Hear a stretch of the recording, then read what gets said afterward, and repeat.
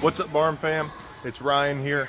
I'm a little bit different place today. I'm over here at the clubhouse.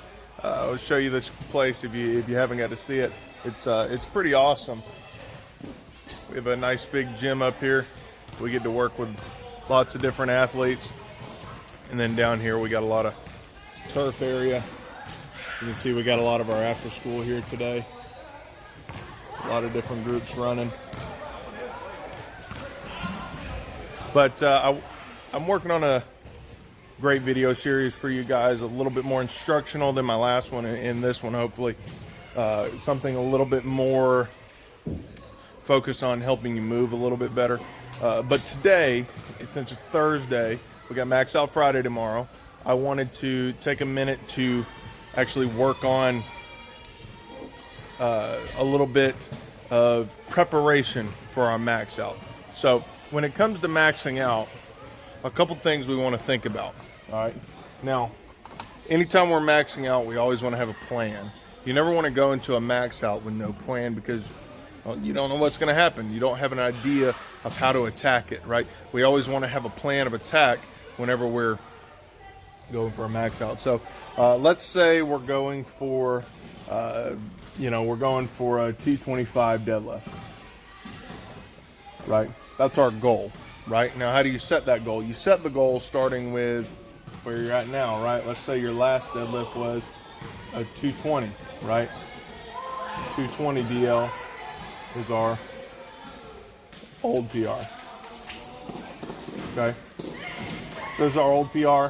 5 pounds over is always a great place to start when it comes to figuring out what you're going to try and PR for this time. Now, it doesn't always happen like that, but that's always a great place to try. So this is what we're going to attempt.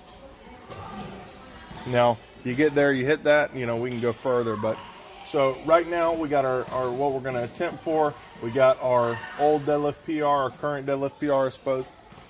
Now, when we're making a plan, we want to start by putting together our warm-up reps. So we're going to start from the top down, which is how we normally do it. So we're going to start with our 225. All right, 225 for 1 rep is what we're planning for. All right, and then right under that, we don't want to do our old PR. There's no reason to do your old PR. You already know you can do it. All right, so we're going to choose about 5 pounds under our old PR. All right, so we'll do 215 for 1. All right, so now this, where we let those numbers land is a little bit varied on how much, where that weight is. So if this is, a pretty big number for like in the 400s, right? Obviously that 5 pounds is pretty insignificant. In the 200s, this is still a moderate percentage compared to what we're working with. So that's only a 10-pound jump, which is pretty reasonable. So 215, we're going to go down another step here. We'll go down to about 95%. Should be, somewhere in the 195 range, 95% there. All right, and we'll just do that for another one. All right, another single rep. And then we'll go about 90%, should be around 185 for 1. All right, we'll go a little bit further down. We'll go, 175 for 1 should be fine. We'll go to 155. We'll make that a little bit of a jump there, and we'll go for 2 there. All right.